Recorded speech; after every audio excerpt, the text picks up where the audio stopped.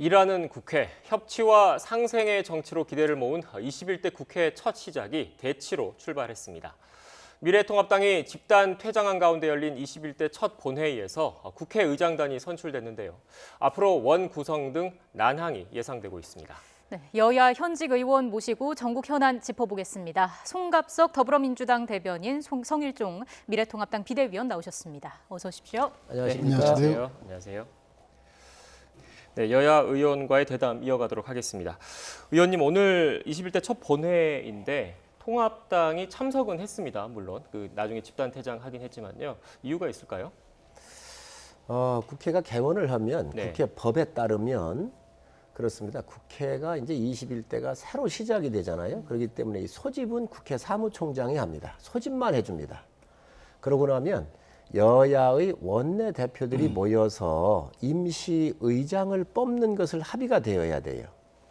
그런데 지금 민주당이 이 법을 따르지 아니하고 국회법 5조 2항에 따르지 아니하고 일방적으로 그냥 국회를 소집을 한 거잖아요. 그래서 저희는 그거에 들어가서 의사 진행 발언을 요청을 해서 국민들한테 소상히 말씀을 드렸고, 분명히 이 불법적으로 또 독선적으로 하고 있는 것은 문제가 있다. 오만한 이 여당에 180석이 넘는 이 의석을 가진 여당에 이 힘에 의한 국회를 지배하겠다라고 하는 것에 대해서는 우리가 들어가서 의사표시를 해야 되겠다라고 생각을 했고, 그 의사표시를 정확하게 하고 불법적으로 잘못된 거에 대해서는 저희가 퇴장이라고 하는 방법을 쓴 것입니다.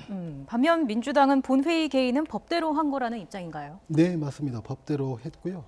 우선 법을 말씀드리기 이전에 오늘 21대 국회가 개원을 했는데요. 두 가지 점에서 저는 크게 의미가 있다라고 생각을 합니다. 13대 국회 이후에 처음으로 제 날짜에 맞춰서 법정기한에 맞춰서 국회가 문을 열었습니다. 두 번째로는 73년 헌정사상 처음으로 여성 국회 부의장이 탄생한 날이기도 합니다. 안타까운 것은 여야가 함께 그런 의미를 축하하고 함께 첫 출발을 했으면 좋았을 텐데 어쨌든 그렇게 되지는 못했지만 대단히 의미 있는 개원이었다라고 생각을 합니다. 네. 이 국회를 민주당은 법대로 했다 이렇게 얘기를 하거든요. 네. 저는 정확하게 국회법을 준수하려면 민주당에서 다시 검토해 보십사는 말씀을 드립니다. 21대를 처음 시작하는 거기 때문에 국민의 축복 속에 출발하는 게 맞습니다. 또 그렇지 못한 거에 대해서 국민들한테 사죄를 하고요. 그렇지만 국회법 정확하게 5조 2항에 보면은 여야의 합의에 의해서 하게 돼 있어요. 그래서 국회가 열린 이후로 여야가 합의가 안 됐었던 적이 없어요. 그래서 국회가 매번 늦었던 거예요. 그래서 그동안 늦었었는데 이 국회법을 지키기 위해서. 그런데 지금 여당이 얘기하는 것은 뭐냐면 훈시 규정으로 되어 있는 국회의장을 7일 이내에 뽑도록 되어 있거든요. 여야가 합의가 안 되면 임시의장이 안 뽑히기 때문에 그게 안 되는 거예요.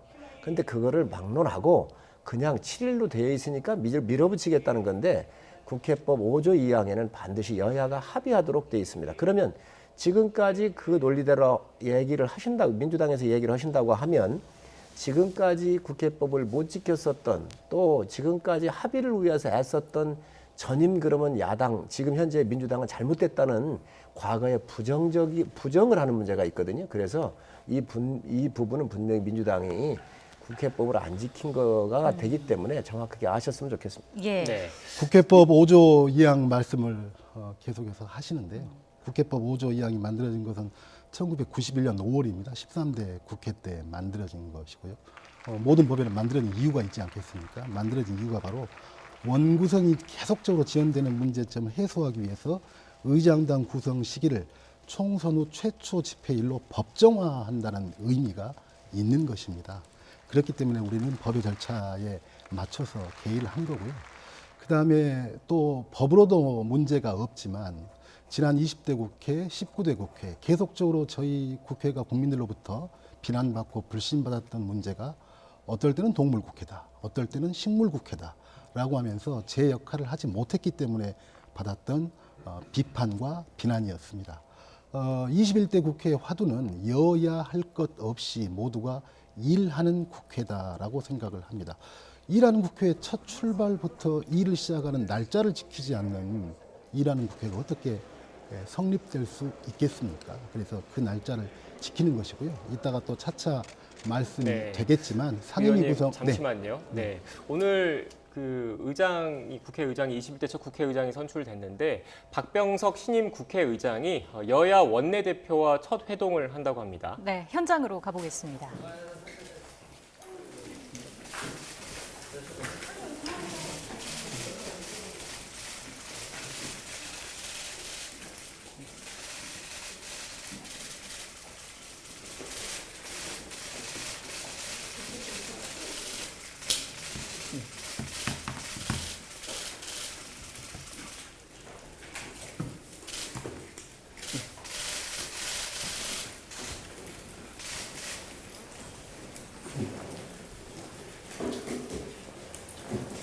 네, 오늘 첫날인데 여러 가지 아쉽습니다. 개인적으로는 19대 국회 전반기 국회의장 선출 당시에 98%를 얻었습니다. 이번에 만장일치에 가까운 지지를 받고 출발을 하셨는데 굉장히 아쉽다는 말씀을 드리고요. 두 분이 잘 아시지만 지금 민생 문제가 대단히 절박하고 국가의 의지가 심각한데 조속한 시일 내에 원구성의 협의를 마쳐야 되지 않겠습니까? 두 번째서 여러 가지 사정을 감안해서 열린 마음으로 협상에 임해주시기 바랍니다. 내가 양보하지 않으면 지금 상황에서는 어떤 타협도 없을 것으로 보이지만 소통을 통해서 합의해 줄 수 있는 길이 있을 것이고 또 정치하는 분들은 바로 그런 통역을 통해서 합의점을 이루는 것이 우리의 본분이고 사명이라고 생각합니다. 다시 한번 긴박한 국내 사정을 감안해서 두 분 원내대표께서 자신의 입장에서 무엇을 양보할 수 있는지를 진지하게 검토해 주셔서 조속한 시일 내에 결론을 내주시기 바랍니다. 저도 그런 결론을 내는데 적극 여러분들과 함께 노력하겠습니다.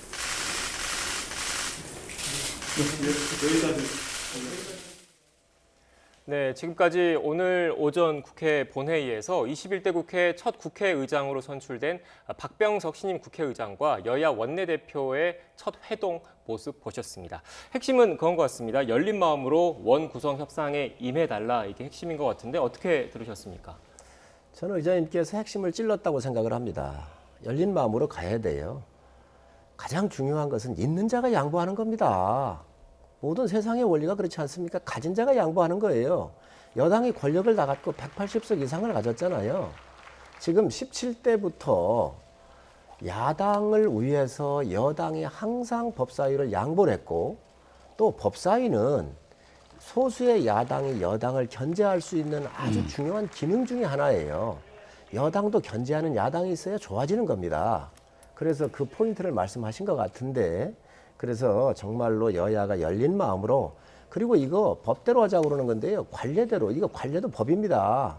그러니 지금까지 꾸준하게 해오면서 소수의 야당한테 배려했었던 지금의 이 아름다운 전통을 지키는 것 또한 여당이 이 빠른 국회 개원을 하는 데 도움이 될 것으로 생각을 합니다. 예, 어떠십니까? 네. 우선 방금 제가 그 박병석 의장님과 두 원내대표가 만나는 모습을 봤는데요. 저희 당이 제안했던 방식이 바로 이런 거였습니다. 우선 의장단 선출하고 그리고 나서 원구성 협의를 하자.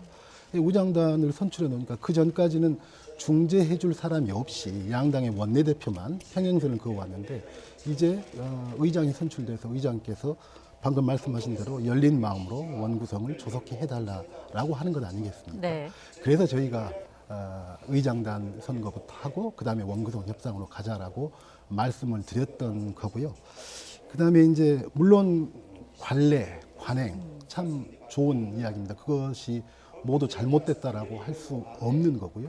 그렇지만 아까 제가 말씀드렸듯이 그러한 관례와 관행에 따라서 지금까지 쭉 국회가 운영이 되어 왔었는데 그 운영되어 온 결과 국회는 얼마만큼 생산적이고 일하는 국회였는가, 그리고 국민들은 국회에 대한 믿음과 신뢰를 얼마만큼 갖고 있는가라고 하는 의문과 현재 과제를 저희가 고스란히 안고 있거든요. 예. 그렇기 때문에 이제는 뭐 코로나 이전 이후 이런 문제도 있고 현재의 어떤 상황이 워낙에 엄중한 상황이기 때문에 과거의 관행과 이런 것에 쌓여 있지 말고 새롭게 법을 지켜나가면서 일하는 국회 신기원을 만들었으면 좋겠다라고 하는 게 저희 당의 입장입니다. 예, 지금 이제는 민주당에서 일하는 국회를 자꾸 얘기를 해요.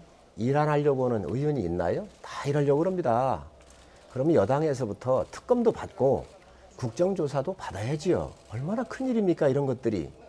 정말로 일하는 건 아니하고 정말 국민이 알고 싶어하고 잘못된 것을 우리가 국정조사를 통해서 특검을 통해서 의결을 해주면 국회가 더 일할 수 있습니다. 얼마든지 환영합니다. 그런데 그런 거를 아니하고 지금 지금 현재 법사위에서 얼마나 일을 많이 하고 있습니까? 정말 일 많이 하고 있거든요. 1월부터 5월까지 법사위에 와가지고 체계 자구 심사한 그 건수를 보니까 370건이 넘어요. 57.7%인가가 체계나 법의 체계나 자구가 수정이 됐거든요. 정말 법사위가 중요한 거예요. 또 야당, 외국 같은 경우는 하원과 하원이 있어서 하원에서 법안을 통과하면 상원에서 또 봐줍니다. 우리는 상하원 제도가 아니잖아요. 이러한 좋은 제도를 우리가 운영하고 있는데 지금 민주당은 그겁니다. 이 정권이 2년밖에 안 남았기 때문에 공수처를 비롯해서 부속 법안을 비롯해서 이 정권이 하고 싶은 법안을 빨리 통과하고 싶기 때문에 법사위원장을 요구를 하는데 그거는 일하는 게 아니라 독주나 독재로 가게 하는데 더 도움되는 법안을 통과하려고 하는 거예요.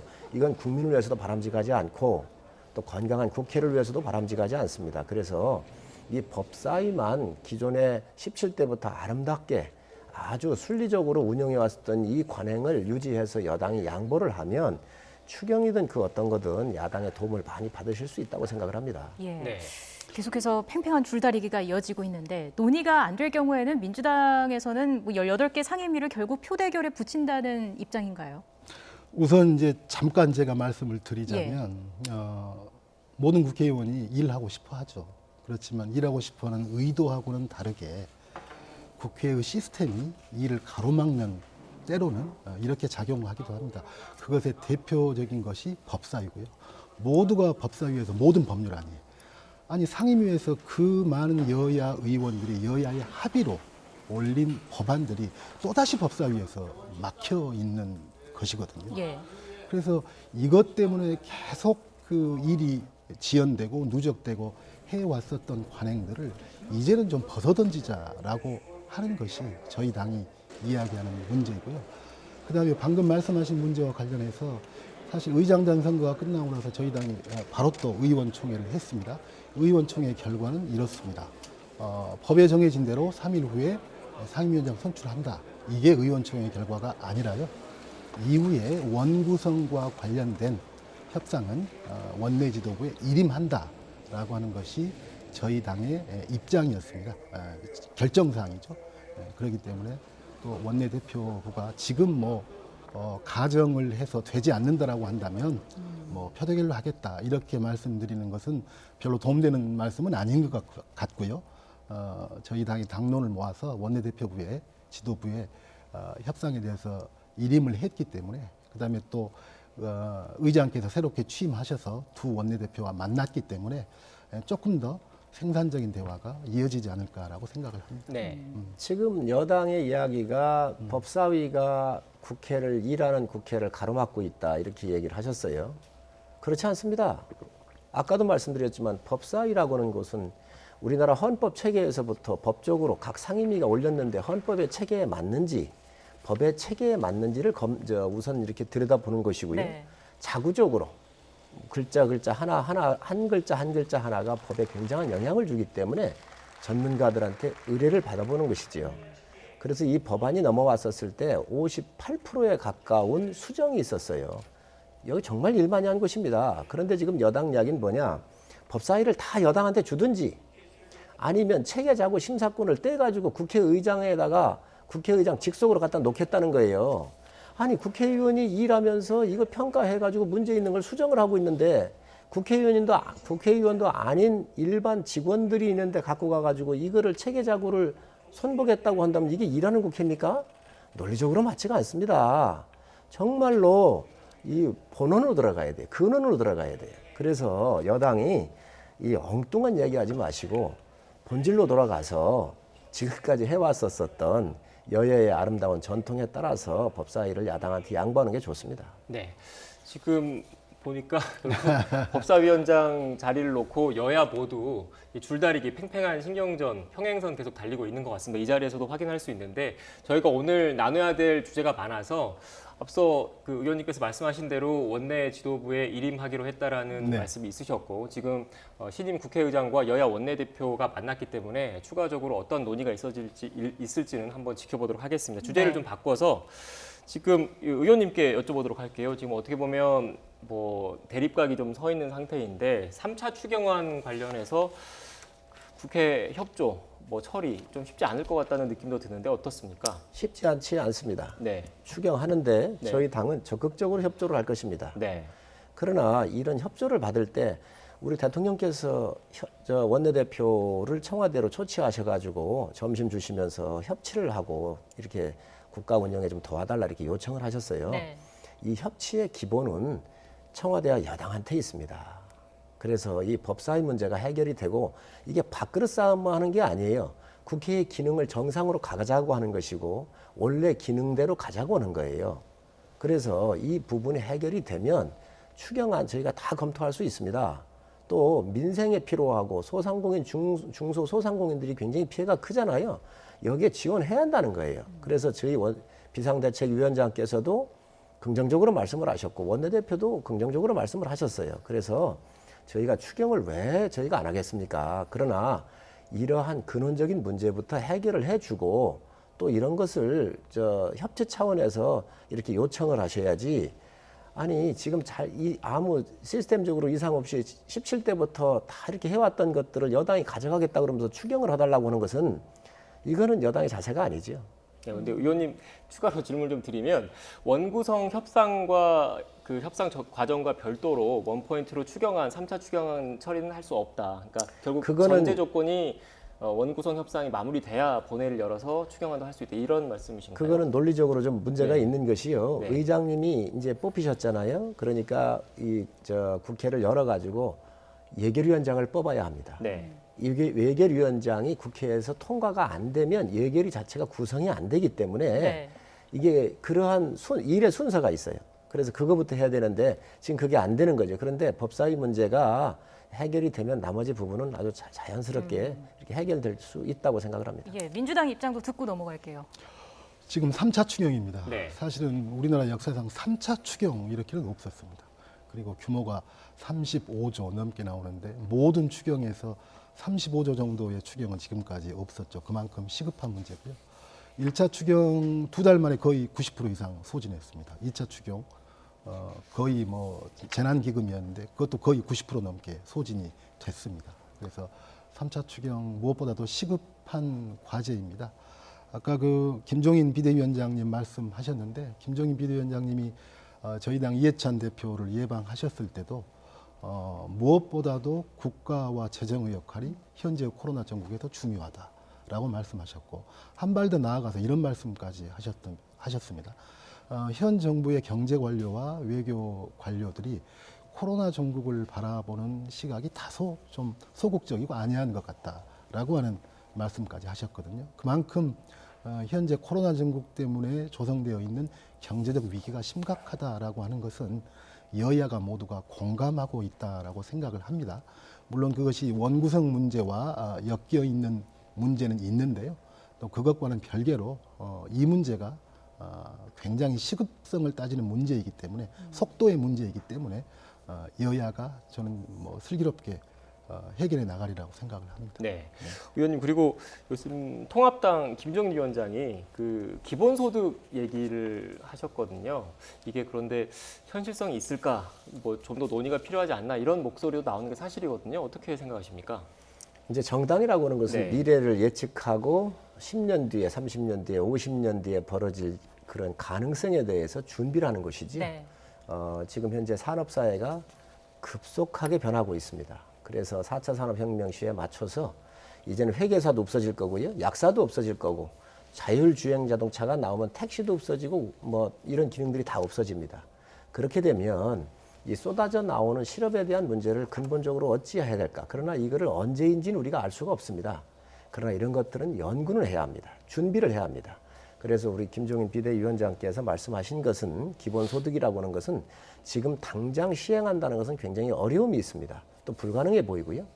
그렇지만 앞으로 미래 산업사회에 대한 우리 국가나 또 각 그 사회 각 분야에서 이에 대한 대비책은 있어야 한다고 생각을 하고 있고요. 예. 또 저희 당도 이거에 대해서는 준비를 좀 많이 하고 있습니다.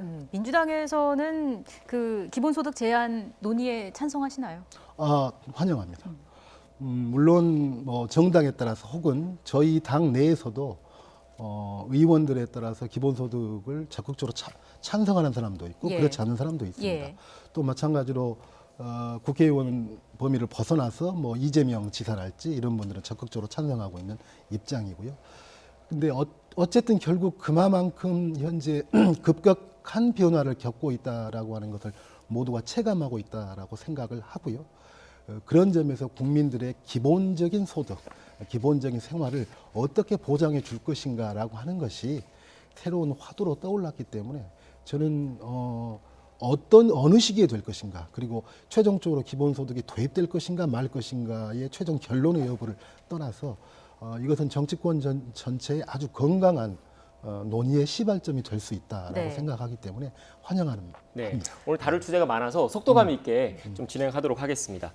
어제 북한 노동당 그 제1부부장이죠. 김여정 제1부부장이 담화를 발표하고 나서 얼마 안 있고 나서 정부가 대북전단 금지법을 언급해서 저자세 아니냐 이런 그 논란도 제기되고 있거든요. 어떻게 생각하십니까?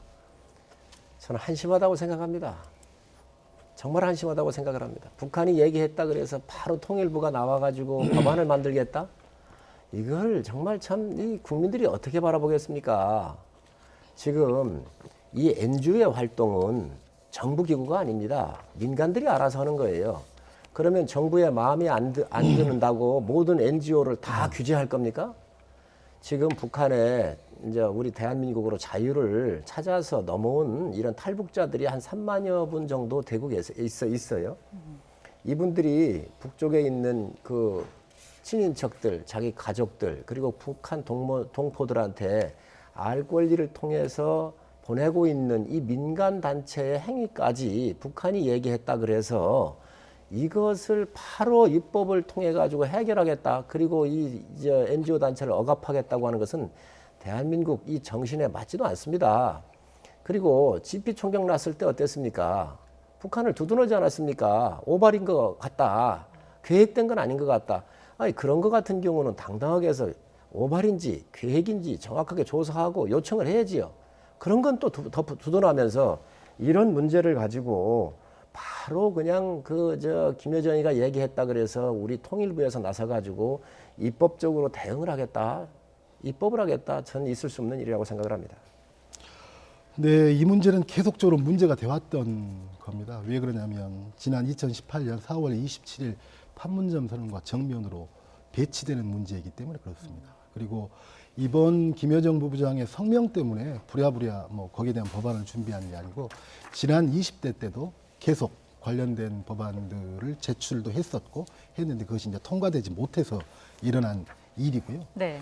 그다음에 아까 뭐 뉴스에 그 접경 지역에 있는 시장 군수들도 그런 삐라 살포를 금지해달라고 이야기한 것처럼 실제로 접경 지역의 뭐 환경오염, 폐기물 수거 부담 등 지역 주민들의 실생활에 많은 어려움을 겪고 있고요. 그다음에 남북 간의 이런 긴장 조성으로 인해서 접경 지역 그 주민들이 겪고 있는 고통이 굉장히 큽니다. 그리고 단순히 우리 남한 내에서 어떤 비판적 이야기를 하는 것을 벗어나서 남북이라고 하는 특수한 관계에 있고 거기에는 또 새로운 판문점 조약에 의해서 약속된 것이 있는데 그곳으로 그런 내용이 가기 때문에 문제인 것이죠. 내부에서 그 주장만 한다면 문제가 되지 않는데요. 그런 거기 때문에 이것은 정말로 하루빨리 좀 검토해야 될 사안이다라고 생각을 합니다. 요거 좀 반론을 좀 제기하겠습니다. 대한민국이 북한에 대해서 우위성이 있는 것은 대한민국이 민주주의 국가이고 다양성이 있는 거잖아요. 이 정부는 북한하고 협상을 할 때 이런 NGO 단체라든가 대한민국에 우월한 이러한 NGO 단체가 많기 때문에 정부도 마음대로 컨트롤할 수가 없는 부분이 있습니다. 이런 것들이 때로는 협상의 큰 테이블로 우리가 작동할 수 있는 겁니다. 그러면 이렇게 얘기한다 그러면 금강산에서 저격을 당해가지고 돌아가셨던 박왕자 씨가 있어요. 북한군이 조준해서 사격을 한 겁니다. 관광객을 비무장한 우리 대한민국 국민을. 그거에 대해서 그러면 이 정부가 그런 거에 대해서 얘기를 한 적이 있습니까? 국민이 먼저입니까? 아니면 북한이 먼저입니까? 라고는 질문을 우리 국민들이 던질 수가 있다는 거지요.